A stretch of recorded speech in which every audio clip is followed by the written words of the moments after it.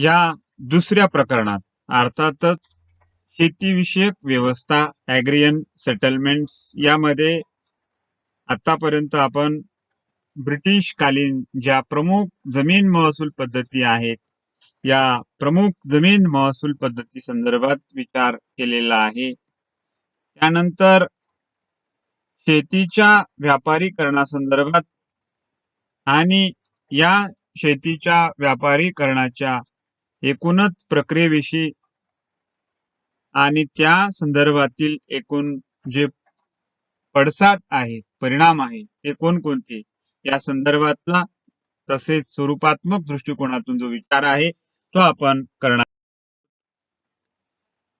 शेतीच्या व्यापारीकरणाच्या स्वरूपात्मक दृष्टिकोनातून जर आपण विचार केला तर त्यामध्ये ही प्रक्रिया ही या ठिकाणी जी काही पारंपरिक पीक पद्धती आहे त्या पारंपरिक पीक पद्धतीऐवजी अधिक प्रमाणात नफा देणाऱ्या पिकांचा म्हणजेच नगदी पिकांचा समावेश असणारी ही प्रक्रिया. म्हणजेच कमाल नफा मिळवण्यासाठी पारंपरिक पिकांच्या ऐवजी नगदी पिकांची लागवड करण्याची प्रक्रिया, ज्यामध्ये व्यापारी हेतूने शेतीत नगदी पिकं जी आहेत ती घेतली जाण्याची ही प्रक्रिया आणि यामध्ये मोठ्या प्रमाणात नफा जो आहे तो नफा मिळवण्यासाठी पीक पद्धतीमधला जो काही हा बदल आहे तो बदल या ठिकाणी दिसून येतो. आणि म्हणूनच शेतीच्या व्यापारीकरणाच्या दृष्टिकोनातून जर आपण स्वरूपात्मक भाग बघितला तर त्यामध्ये पीक पद्धतीमधला हा जो काही मूलभूत बदल आहे म्हणजे पारंपरिक पिकांऐवजी कमाल नफा देणारी पिकं आणि या कमाल नफा देणाऱ्या पिकांचा समावेश या शेतीच्या व्यापारीकरणामध्ये दिसून येतो. अशा या शेतीच्या व्यापारीकरणाचे जे परिणाम आहे ते परिणाम आपण जाणून घेणार आहोत. या आधीच्या व्हिडिओमध्ये आपण कारण मीमांसा जी काही आहे ती कारण मीमांसा समजून घेतलेली होती की शेतीच्या व्यापारीकरणाला कोणती पार्श्वभूमी जबाबदार होती. या पार्श्वभूमी संदर्भात आपण विचार केलेला आहे. त्यानंतर अशा या शेतीच्या व्यापारीकरणाचे जे परिणाम आहे, जे पडसाद आहे ते कोणते या संदर्भात आपण सविस्तर विचार करणार आहोत. तर ब्रिटिशकालीन या परिस्थिती संदर्भात म्हणजे या शेतीच्या व्यापारीकरणासंदर्भात जर आपण विचार केला तर त्यामध्ये तत्कालीन परिस्थितीमध्ये शेतकऱ्यांना जी काही अन्नधान्याची कमतरता होती ती कमतरता या ठिकाणी दिसून येते. कारण शेतीच्या व्यापारीकरणामुळे पारंपरिक पिकं जी आहेत म्हणजे अन्नधान्याची जी काही पिकं आहेत त्या पिकांऐवजी नगदी पिकांची लागवड करण्यात आल्यामुळे अन्नधान्याची जी काही कमतरता आहे ती कमतरता तत्कालीन परिस्थितीमध्ये निर्माण झाली. कारण भारतीय शेतकऱ्यांना तत्कालीन परिस्थितीमध्ये पैशाची जी काही आवश्यकता होती, कारण ब्रिटिशांना जो महसूल आहे तो महसूल हा पैशाच्या स्वरूपामध्ये द्यावा लागणार होता आणि म्हणून आपली जमीन आणि या जमिनीवर ब्रिटिशांचा कब्जा निर्माण होणे, ती जप्त होणे या भीतीमुळे पीक पद्धतीमध्ये जो बदल आहे, नगदी पिकांची जी काही लागवड आहे ती करण्यात आलेली तत्कालीन परिस्थितीमध्ये दिसून येते. म्हणजे ब्रिटिशांनी निर्माण केलेले हे जे वातावरण आहे या वातावरणातून व्यापारीकरण जे आहे शेतीचे ते घडून आलेले दिसून येते आणि त्यामुळे शेतकरी वर्ग जो आहे तत्कालीन परिस्थितीमध्ये तो शेतकरी वर्ग ब्रिटिशांच्या जमीन महसुलाच्या या भीतीपोटी शेतीमध्ये नीळ असेल, कापूस असेल, ऊस असेल, चहा असेल, तंबाखू असेल अशा पिकांची जी काही लागवड आहे ती लागवड करू लागला.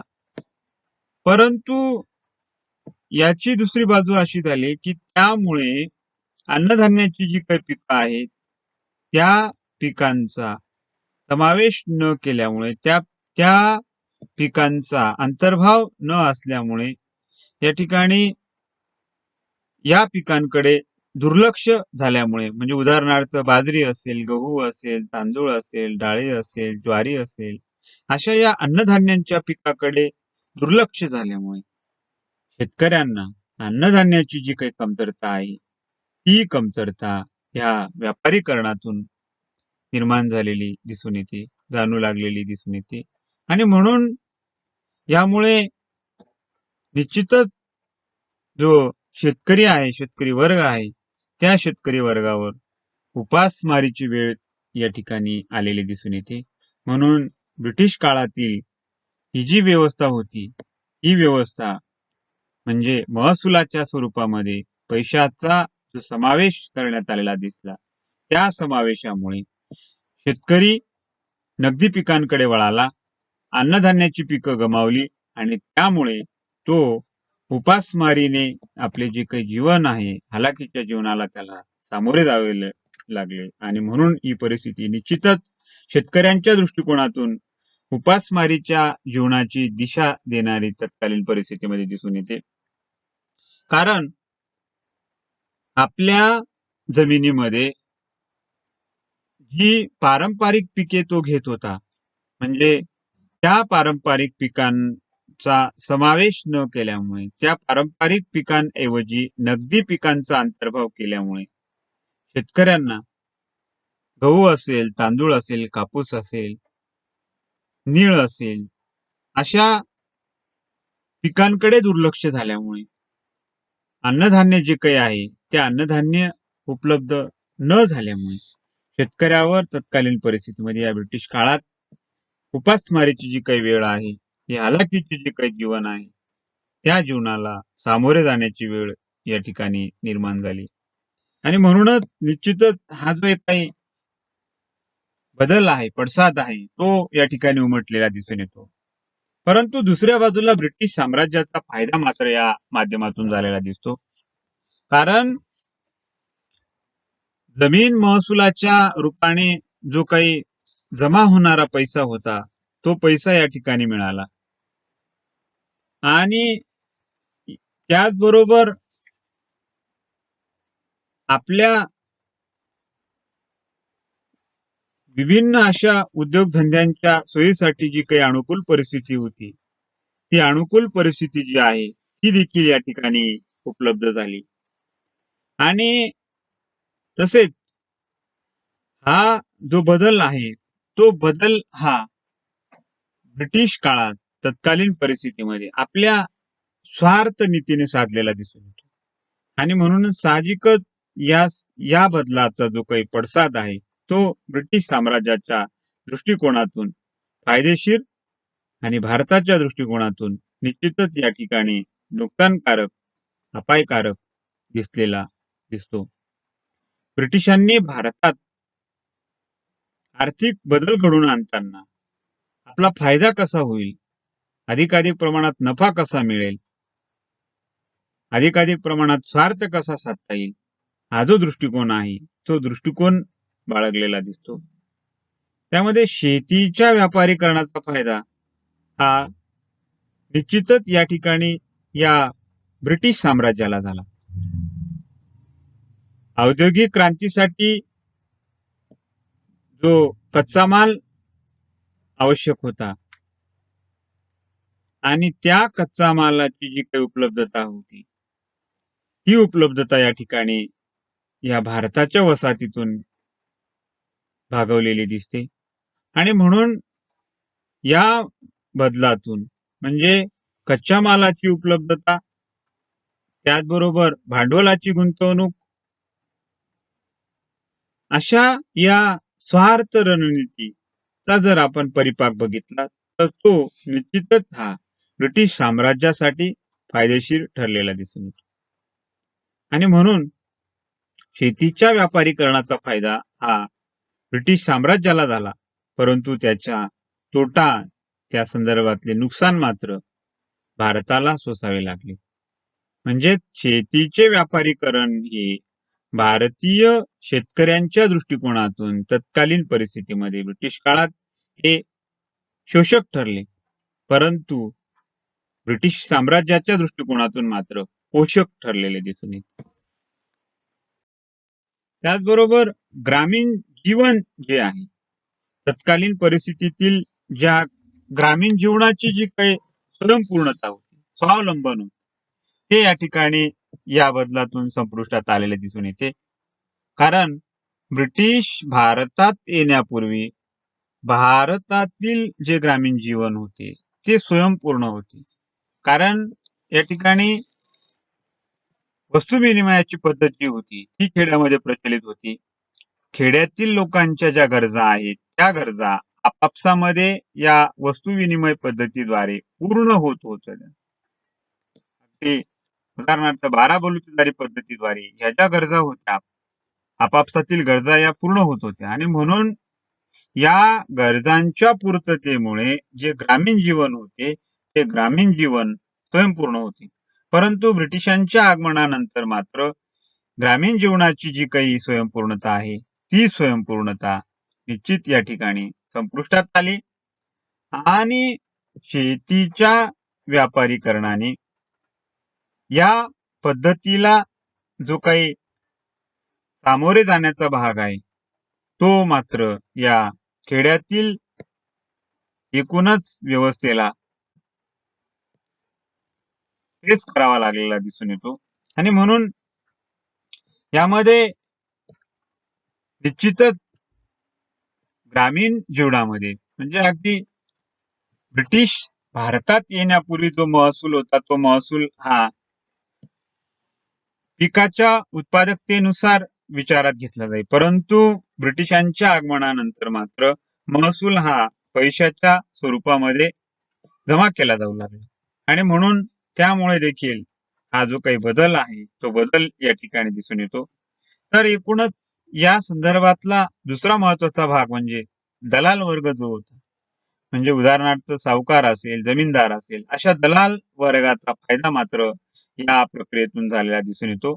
कारण शेतीच्या व्यापारीकरणाच्या संदर्भात ब्रिटिशांच्या बरोबरच जे जमीनदार होते, सावकार होते, अशा या दलाल वर्गाला याचा जो फायदा आहे तो फायदा या ठिकाणी झाला.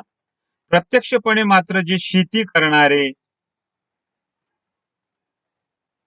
शेतकरी होते त्यांना मात्र जो अशा पद्धतीचा फायदा मात्र कोणताही फायदा या ठिकाणी झालेला दिसून येत नाही.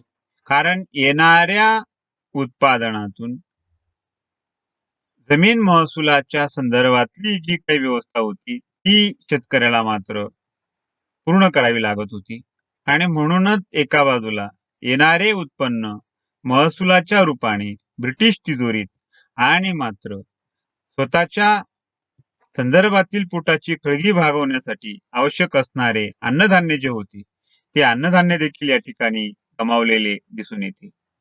आणि म्हणून शेतकऱ्याची जी काही अवस्था होती तत्कालीन परिस्थितीमध्ये ब्रिटिश काळात ही निश्चितच दयनीय स्वरूपाची असलेली दिसून येते. उपासमारीची वेळ या शेतकऱ्यावर आलेली दिसून येते आणि म्हणून हा जो काही शेतीच्या व्यापारीकरणाचा जो काही एकूण परिपाक आहे तो शेतकऱ्यांच्या दृष्टिकोनातून निश्चितच या ठिकाणी